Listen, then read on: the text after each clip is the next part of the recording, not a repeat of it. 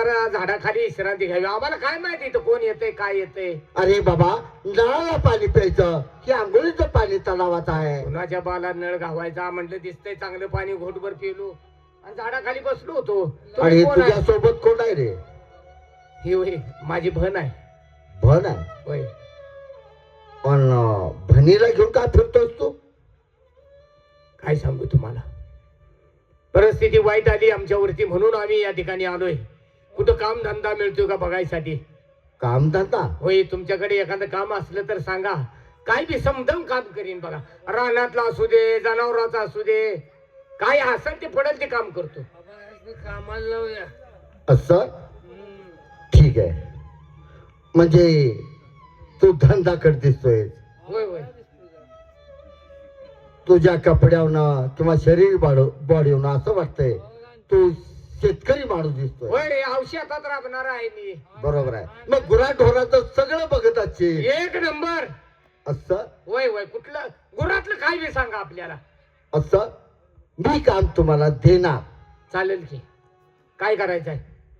अरे दुसरं काय, 5-25 मसर आहे ती. नुसते हा, त्यातली वैरण टाकायची, धार काढायची, आणून ठेवायची. आमचे लय नाही 100-200 पैलवान पोर आहेत. त्यांना दूध दिलं म्हणजे काम झालं.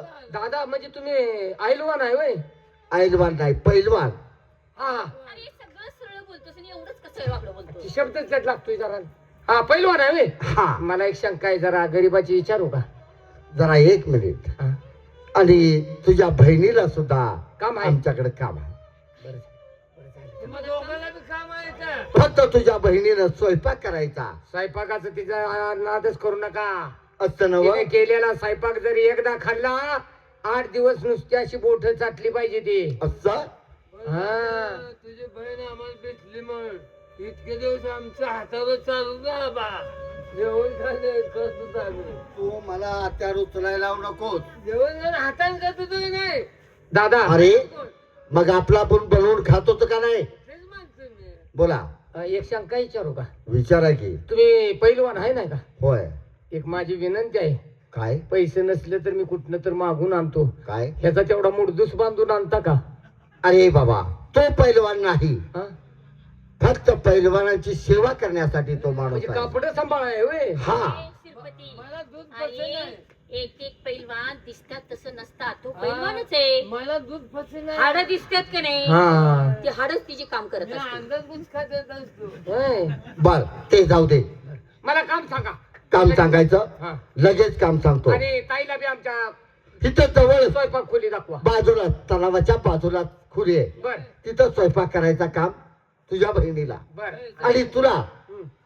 मळ्यात गोटा दाखव मसरांचा. मग सरळ सोडतो चल. मसराव सोडू नकोस, गोटा दाखव. बाकी तुम्ही मी नसताना तुम्ही तेच करत होता काय? आम्ही प्राणीत असते. मसराकडे कोण असते मग? मसाला दुसरी आहे ती. आहे ती होय. चला त्याला कसा ठेवलाय? चला. जावा रे. त्याला व्यवस्थित गोटा आणि मळा दाखवा, वैरण दाखवा. आबा काय रे? घेऊ का? घेऊन जावा. जाऊ का? आणि तुम्हालाही काम आहे आमच्याकडे. दादा मला काम कुसलाय. स्वयंपाक बनवायचा. चला, तुम्हाला रूम दाखवतो, खोली मला सांगा. दाखवतो. खोली दाखवा हा, आणि स्वयंपाक किती करायचा तेही सांगा. तेही सांगतो. चला माझ्या बरोबर. सांगा ना.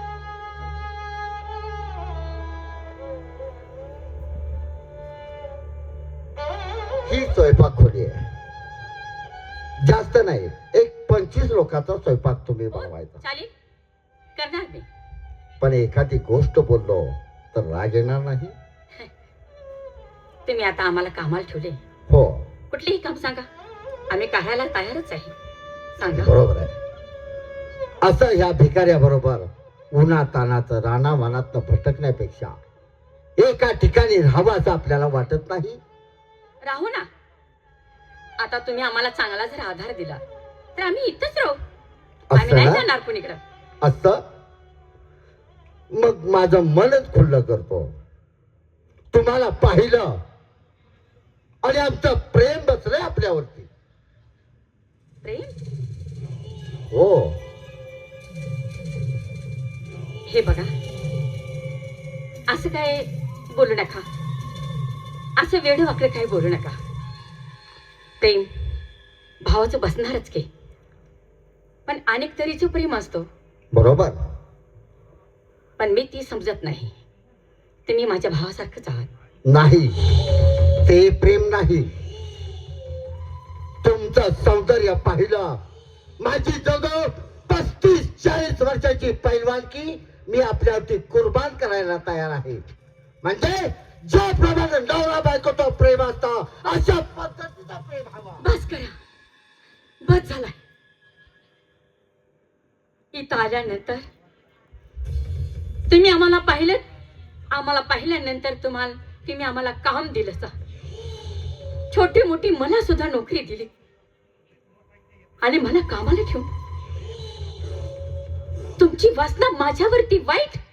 तुमचं सौंदर्य पाहूनच तुम्हाला काम दिलं आहे. नाही दादा, माझ्यासारखी एखादी तुम्हाला बहीण असेल असं वेडवाकडं बोलू नका. नाही. हे बघा, कामाला राहिलो म्हणून तुम्ही काही वाचत बोलू नका, कसंही बोलू नका. आम्हाला कामाला ठेवायचे नसेल तर आम्ही इथनही निघून जातो, पण असं वाईट वंगाळ बोलू नका. पण एक लक्षात ठेवायचं, पैलवानाच्या डावात जो दुसरा पैलवान गावतो तो कधी सुटत नाही. त्याला एक तर मोळी बांधायची माहिती असते, नाहीतर त्याला कानपट्टी लावायची माहिती असते. तसं आज तुम्ही माझ्या तावडीतून सुटणार नाही. बऱ्या बोलानो आमच्या प्रेमास कबूल झाला तर ठीक, नाहीतर जबरदस्ती केल्याशिवाय राहणार नाही. असं करू नका, मी तुमच्या पाया पडते, पदर पसरते, पण असलं बोलू नका. अहो, सख्खी नसली तर माऊची बहीण समजा, पण असं बोलू नका. मी नाती जोडण्यासाठी आलो नाही, मी तुझ्याशी प्रेम करण्यासाठी तुला काम दिलं आहे. वाह, माझी माझ्यावरती मर्जी बसली म्हणून तुम्ही आम्हाला इथे कामाला ठेवलं. बरोबर. अरे निर्लज्जा, एवढी पाप वास ना तुझी. अरे पैलवानकी करता का काय? अरे कशाला पैलवानकी करता? तुझा ब्रह्मज्ञान मला ऐकाय वेळ नाही. बोल, आमच्या प्रेमास कबूल आहेस किंवा नाही? नाही नाही. नाही. नाही. सोड म्हणते आहे, नालायक माणसा, किती निर्लज्ज आहेस. नालायक माणसा, माझा हात पकडलास. अरे वैरी आहेस तू. याच ठिकाणी माझा भाव असता तर एक घाव 2 तुकडे केले असते. तुझा भाऊ? अरे त्याला तर मास्तराचं सेन काढाय पाठवला, आणि या वस्तादा सगळा मुकाबला करणारा कोण भाऊ आहे तुझा? अरे याच कोल्हापूरमध्ये आहे. या कोल्हापूरमध्ये? आणि कोण? सांगितलं पाहिजे तुला. हो. आणि नाही सांगितलं तर काय करशील? नाही सांगितलं तर या ठिकाणी माझ्या मनाची जी इच्छा आहे ती पूर्ण करेन. नालायक माणसा, अरे माझ्या अंगाला हात तरी लावून बघ, तुझे एक घाव 2 तुकडे करते. तुला काय वाटतं? काय तुझ्या भावाचं नाव हे तर कळू दे. असं म्हणजे तुला माझ्या भावाचं नाव ऐकायचं आहे? होय. भीमराव पैलवान म्हणतात. भीमराव पैलवान? या कोल्हापूर शहरामध्ये अनेक तालमी आहेत आणि अनेक भीमराव पैलवान असतील. अरे नाही. कोणता तुझा भीमराव? नालायक, तुला काय वाटलं? मी गरीब घराण्यातली मुलगी नाही रे. एक मी चांगल्या घराण्यातली मुलगी आहे. तुला माहित नाही, माझ्या भावाचं जर नाव ऐकलं तर खेडोपाडी त्याला थरथर कापतात. काय तुझ्या भावाचं नाव आहे? म्हणजे माझ्या भावांची नाव ऐकायची आहे तुला? हो. आमच्या गावाचं नाव ऐकायचंय? सांग. अकलापूरचे माधवराव पाटील. अकलापूरचे माधवराव पाटील? त्यांच्यापेक्षा लांब शामराव, ते वकील आहेत. बर. ते पुण्यामध्ये. आणि भीमराव हे कोल्हापूरमध्ये आहेत. ते पैलवानकी करतात आणि त्यांच्यापेक्षा लहान मी सतिका. आणि माझ्यापेक्षा लहान तो शिल्पा. व्यक्ती. अरे निर्लज्जा, माझ्या अंगाला हात तरी कसा लाव वाटला तुला? सतिका, तुझा भीमराव भंडारा भाऊ दुसरा तिसरा कोणी नव्हतं. हे आबाजी भाऊ मीच आहे. सतिका, मीच आहे. मला माफ कर.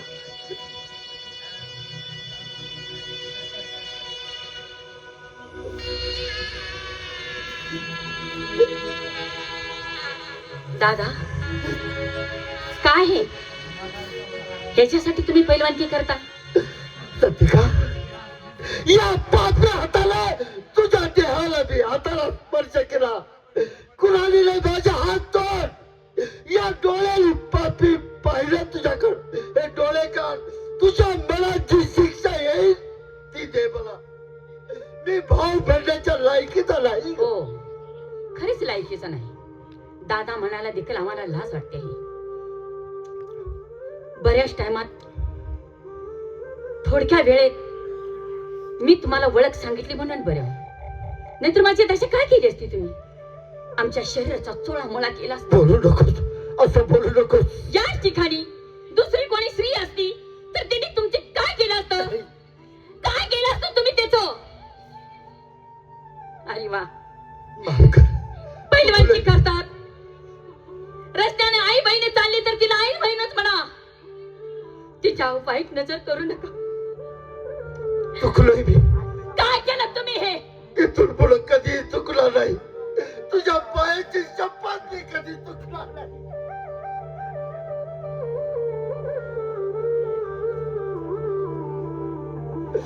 तुम्हाला माहित आहे, पण मला एक सांग,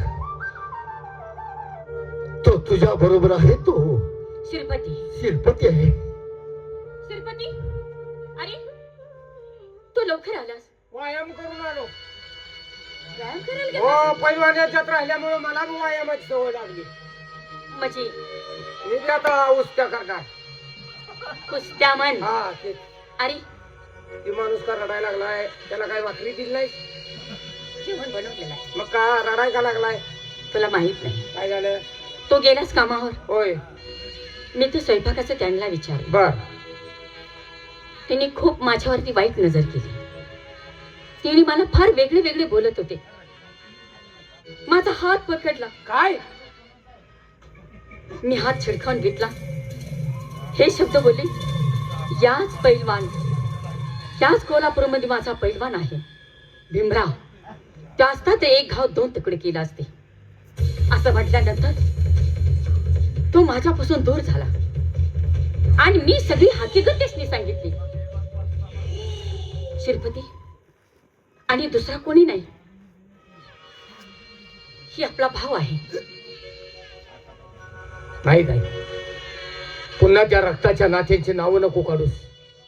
एकाकाचे भोग भोगलेत आपण, बरोबर आहे. अजून पाठीवरची वळ गेले नाहीत ग. कुणालाही दादा नको म्हणूस. सगळं खरं आहे, पण आपण नेमकं तिथंच आलो. असं बोलू नको. जरी माणसाकडून चूक झाली तर तुमच्यासारख्या मोठ्या मनाच्या माणसानं माफ करायचं असतं. रात्र दिवस शेतात काबड कष्ट केलं, 18 धान्य पिकवली, हजारो लोकांच्या पोटाची भूक मागवली. मला सांग, या भावाची एखादी चूक तुम्ही माफ करू शकत नाही का रे? दादा, तुझी चूक तुझ्या लक्षात आली, यातच तुझा मोठेपणा आहे. पण मला एक प्रश्न विचारायचा आहे तुम्हाला. तुमची ही परिस्थिती कुणी केली आणि तुम्ही या कोल्हापूर शहरमध्ये कसे आलात हे मला सांग. दादा, ही आमची परिस्थिती करायला दुसरा तिसरा कुणी कारणीभूत नाही रे. मग आपल्याच रक्ताची नाती आहेत ती. कसं नाव सांगू त्याचं? अरे सांग. हा भीमराव वस्ता तुझ्या पाठीशी खंबीरपणे उभा आहे. मग ऐक, आपला थोरला भाऊ माधवराव पाटील, होय, गाव सगळं त्यांना भेटय. रात्र दिवस मी काबाड कष्ट करतोय, पांढरी कापड घालून गावात ह्यो फिरतोय. बरोबर. असू दे, त्याच्या दैवयोगानं त्याला ती वेळ आली म्हणून तो फिरतोय. एक दिवस मी ताईला म्हणलो, ताई गावात 4 पोरं माझ्या बरोबरची मला भेटली. त्यांनी मला म्हणले, शिरप्याला का तंबाड्या झालास, अजून तुझ्या लग्नाचा पत्ता नाही. तुझ्या मागणं आमची लग्न झाली, कुणाला 2 कुणाला 3 मुलं झाले. मग मी ही गोष्ट ताईच्या कानावर घातली. ताई म्हणलं, सगळी मला माझ्या बरोबरची पोरं चिडवतात, म्हणून दादाच्या कानावरती माझ्या लग्नाचा विषय घाल म्हणलं. मग ताईनं बी भीत म्हणलं होय म्हणली, आणि दादापाशी गेलो. ताईनं माझ्या लग्नाचा विषय दादाच्या कानावरती घातला. दादाला कशाचा राग आला माहित नाही.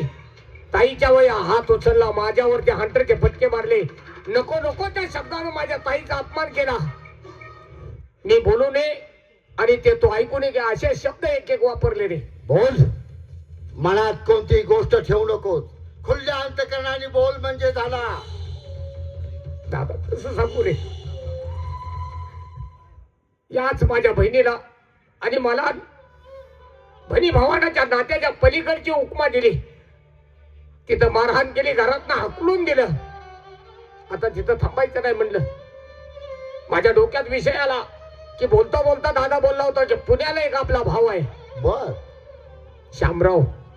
मग तिथे गेला असशील तू, त्याच्याकडे गेलो आधार मागायला. त्याने माया प्रेमाने जवळ केला असेल. आम्हाला पाहिलं, मायेनं जवळ घेतलं, आपल्या घरी नेलं, बरोबर. अंगावरती कपडे दिले. ताईलाही बरेच दिवसानंतर एक चांगली साडी मिळाली. दिलेले पैसे होते ते सगळे आम्ही खर्चून टाकले. जेवण गोड धोड केलं. त्याला जाताना सांगितलं, लवकर ये कामावरनं, एकत्र बसून जेऊया. बर, तो काही लवकर आला नाही. मला जेवणाची भूक लागली म्हणून मी ताईला म्हणलं, मला जेवाय वाट. जेवणाचा घास असं माझ्या ताईनं तोंडात घातला. तोपर्यंत आला, पाठीमागून लात मारली. काय शोभ्या, दादा लात मारून थांबला नाही रे. मग जेवता ताटावरून मला उठवलं आणि मला विचारलं, तुमचं नातं काय. मी म्हटलं, बहिणी भावांडाच. नाही रे, त्याने जे शब्द उच्चारले ते कानात शिसवतल्यासारखं झालं रे. काय बोलला आमच्या तो? दोघांच्या पवित्र नात्याला त्याने कलंक लावला. म्हणलं, तुमचं बहिणी भावांडाचं प्रेम नाही, एक नवरा बायको. सोन्या, आणि एवढा शिक्षण ठेव तुझा काय उपयोग? स्वतःच्या बहीण भावंडाला नवरा बायको तर नातं लावतोस काय? नाही शिरपा, काळजी करू नको. त्याचा बंगला तुला माहिती आहे ना? एवढं करून थांबला नाही. त्यानं अंगावरती जनावरासारखे हट्टरचे फटके मारले. कित्येक वर्षानंतर माझ्या ताईला मिळाली अंगावरची माहेरची साडी स्वतःच्या हाताने काढून घेतली रे. म्हणजे अंगावर नेसलेली साडी. ठीक आहे, या ठिकाणी अजून पुढे काय केलं त्यांना? दिलेले पैसे मागितले. पैसे म्हणलं आम्ही खर्च करून टाकलाय. तर या आपल्या हसणाऱ्या बहिणीला म्हणला, जर तुझ्याकडे पैसे देण्याची कुवत नसेल तर जा 3 रस्त्यावरती पाल मान आणि आवाज.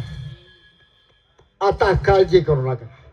हा भीमराव भाऊ तुमच्या पाठीची खंबीरपणे उभा आहे. एक लक्षात ठेव, पुण्यातला बंगला त्याचा तुम्हाला माहित आहे का? दादा, आमच्यासाठी तुमच्यात भांडण काय? अरे तुम्ही कोण आणि ते कोण? तुम्ही बहीण भावंड आहात ना? मी तुमचा भाऊ आहे ना? मग त्याचे डोळे वेळीच उघडले तर ठीक. बरोबर आहे, पण आमच्यासाठी भांडण काय? ह्या गोष्टी आता सांगितल्या, इथंच विसर. नाही, आम्ही दिसत तिकडे निघून जातो. कुठेही जायचं नाही.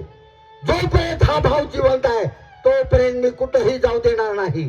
200-250 पोरं माझ्याजवळ खेळून खातात आणि माझी 2 बहीण भावंड मला जड आहेत का? तुम्ही चिंता करू नका. याच पावले आपण पुण्याला निघूया. मला पहिला सेनेचा समाचार पाहू द्या, नंतर पुढचा कार्यभाग बघू. चला माझ्या बरोबर.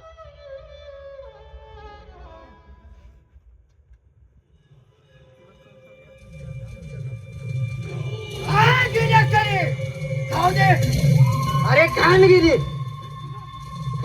हे पापीचा तडवा आहे ते.